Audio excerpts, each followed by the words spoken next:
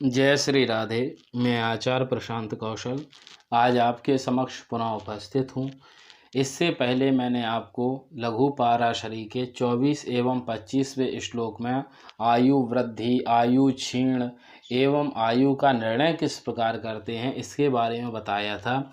आज हम लघु पाराशरी के 26वें श्लोक को समझते हैं, जिसमें अन्य मारक ग्रहों के बारे में बताया गया है कि इनके अलावा भी अन्य कौन कौन से ग्रह मारक होते हैं। तो सबसे पहले श्लोक है, अलाभे पुनरेतेषां संबंधेन वेशितुः क्वचिच्छुभानां च दशा स्पष्टमेष दशासु च। अब जैसा पहले बताया जा चुका है कि द्वितीय भाव के स्वामी एवं द्वादश भाव के स्वामी एवं सप्तम भाव के स्वामी एवं इनके साथ में संबंध करने वाले पापी ग्रह, यदि इनकी दशा अंतरदशा आयु खंड जो बताया गया था 32, 64, 96, यदि उसमें ना पड़ती हो तो हमें किसकी दशा अंतरदशा में जातक की मृत्यु कहना चाहिए।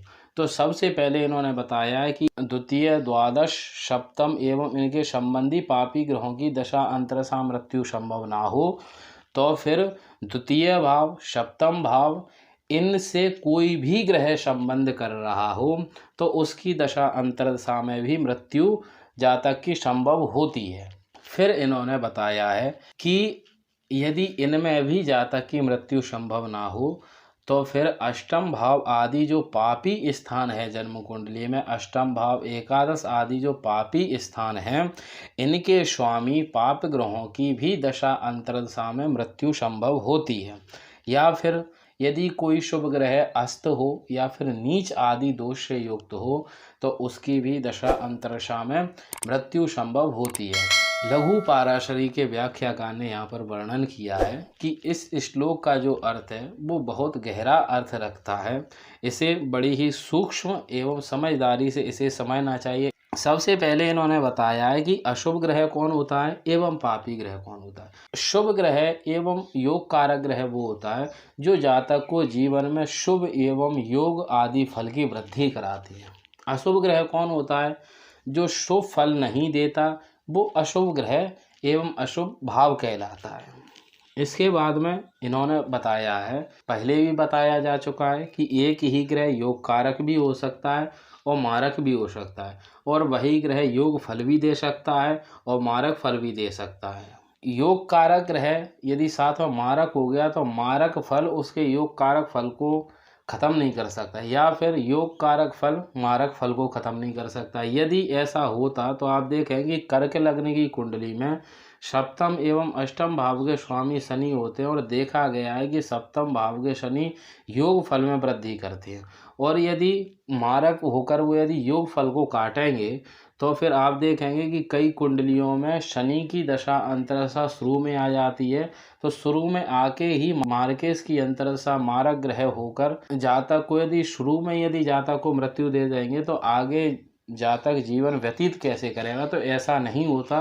कोई भी ग्रह हो, योग कारक भी हो सकता है, मारक भी हो सकता है, एवं वो योग कारक भी फल देगा एवं मारक फल भी देता है। मारक ग्रह को बड़ी सूक्ष्मता से समझना चाहिए, क्योंकि किसी के भी बारे में आप यदि मृत्यु का वर्णन कर रहे हैं, किसी जन्म कुंडली में आप मृत्यु भाव को समझ रहे हैं या मृत्यु का वर्णन कर रहे हैं, तो उसे बड़े सूक्ष्म एवं धैर्य के साथ उसे समझना चाहिए। इसके बाद में मृत्यु देने के लिए ग्रह को अधिक पापी होने की आवश्यकता होती है। जितना अधिक पापी ग्रह होगा, जितना अधिक उसमें पापत्व होगा, और यदि उसकी दशा अंतरदशा आयु खंड में पड़ेगी तो वो जातक को निश्चित ही मृत्यु तुल्य कष्ट देगा। पापत्व क्या है, इसके बाद में इन्होंने बताया कि पापत्व है क्या। हम कैसे निर्णय करेंगे कि ये पापत्व से स्थित है? तो हर वो ग्रह जो मारक स्थान में स्थित हो, या फिर मारक स्थान के स्वामियों के साथ स्थित हो, या फिर नीच हो, या फिर अस्त हो, या फिर पापी ग्रहों से जो अन्य भाव हैं जिन्हें हम अशुभ मानते हैं उनके स्वामियों से युक्त हों, या फिर उनमें स्थित हों, या फिर पापी ग्रहों के साथ में अष्टम भाव, एकादश भाव, षष्ठम भाव, तृतीय भाव और द्वादश भाव में युक्त हो जाएं, उनमें स्थित हो जाएं तो भी उनमें पापत्व बढ़ जाएगा, या फिर शत्रु क्षेत्र आदि में स्थित हों तो भी पापत्व बढ़ जाएगा। इस प्रकार से ग्रह पापी एवं अशुभ हो जाया करते हैं। जैसा कि पहले बताया जा चुका है कि मारक स्थान 3 हैं, सप्तम भाव, द्वितीय भाव एवं द्वादश भाव। इन्हीं की दशा अंतर्दशाओं में जातक की मृत्यु होती है। इन्हीं से संबंध करने वाले पापी ग्रहों की दशा अंतर्दशा में जातक की मृत्यु तुल्य कष्ट होता है। तो अब इन्होंने यहाँ पर इन्हीं 3 भावों के आधार पर मारक ग्रहों का एवं मारक समय का निर्णय किया गया है। अभी तक जितने मारक अध्याय में श्लोक आए थे उनमें से कुछ शब्दों को यहाँ पर ग्रहण करके उसके आधार पर इन्होंने फल हमें बताया है, उसे मैं आपके समक्ष रखता हूँ। तो सबसे पहले इन्होंने बताया तदेशुतस्तत्र गताः। इसके आधार पर हम मारक ग्रह का निर्णय कैसे करें। अब यहाँ पर जो अर्थ बताया उसे समझें आप। सर्वप्रथम सप्तमेश को देखिए, सप्तम भाव के स्वामी को देखें, फिर द्वितीय भाव के स्वामी को देखें, उसके बाद में केंद्र स्थान के कहीं यदि शुक्र या गुरु स्वामी हैं तो उन्हें देखें, या फिर द्वादश भाव के स्वामी को देखें। अब इस पर देखना क्या है, इन ग्रहों में से जो ग्रह मारक स्थान में पड़े हों वे सर्वप्रथम मारक होते हैं। जो बताए हैं द्वितीय, सप्तम, शुक्र, गुरु एवं द्वादश स्थान के स्वामी, यदि इनमें से कोई भी ग्रह यदि मारक स्थान में पड़ा है तो वो प्रथम नंबर का मारक माना जाएगा। इसके बाद में अब हम दूसरे वाले को समझे, पापिनः। पापिना से तात्पर्य है जो यहाँ पर बताए गए द्वितीय, सप्तमेश, द्वादशेश एवं गुरु शुक्र, इनका पापी होना अति आवश्यक है। मृत्यु तुल्य कष्ट जब देंगे जब वे कई प्रकार से पापी होंगे। तो यहाँ पर पापियों के बारे में बताया गया कि पापी ग्रह कब होता है। तो सबसे पहले तो ऊपर बता दिया कि पापी प्रथम श्रेणी का पापी तो वही माना जाएगा इनमें से जो मारक स्थान में स्थित है।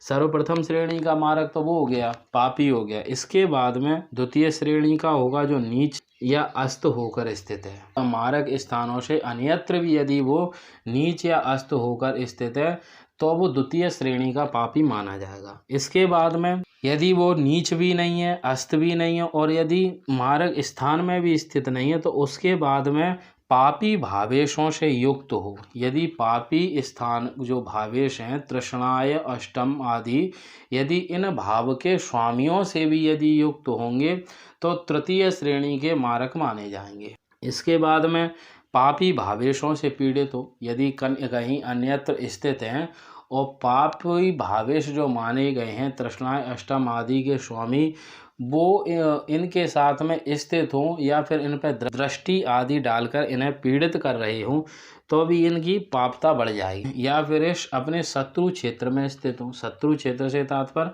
इनके किसी शत्रु की राशि कहीं स्थित है, यदि वो उस राशि में स्थित हो जाएंगे तो भी ये पापी माने जाएंगे। अब इनमें से कोई ग्रह 1, 2, 3, 4 कई प्रकार के दोषों से यदि युक्त होगा, यदि एक ही ग्रह शत्रु क्षेत्र में हो, अशुभ भावेशों से संबंध बनाए हो, या फिर मारक स्थान में भी स्थित हो या फिर नीच आदि में भी हो, तो इस प्रकार के कई दोषों से युक्त होगा तो उसे अधिक एवं सबसे अधिक प्रबल मारक माना जाएगा। और जो कम दोषों से युक्त होगा उसे कम प्रबल मारक माना जाएगा। इसके बाद इन्होंने बताया है साक्षात व्ययाधीश दशाश्वपी की द्वादश स्थान के स्वामी, यदि जो द्वितीय, सप्तमेश आदि शुक्र गुरु का ऊपर वर्णन किया था इनका समय आयु खंड में नहीं आ रहा तो देखें कि द्वादश भाव का स्वामी, यदि द्वादश भाव का स्वामी मारक स्थान में स्थित है, सप्तम भाव, द्वितीय भाव एवं द्वादश भाव में स्थित है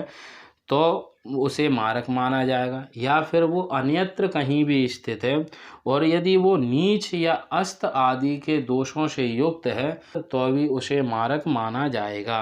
अब यहाँ पर मैंने आपको तदेशुतस्तत्र गताः, पापिनः, साक्षात व्ययाधीश दशाश्वपी, इन 3 के आधार पर मारक ग्रहों के बारे में बताया है। अब इससे आगे मैं आपको बताऊंगा तेन संयुताः संबंधेन व्ययेषतुः अष्टमेश दशाशु च। इन आधारों पर जो मारक ग्रहों का वर्णन किया गया है उसे मैं इससे आगामी वीडियो में आपको बताऊंगा। तो आज के लिए इतना ही। जय श्री राम।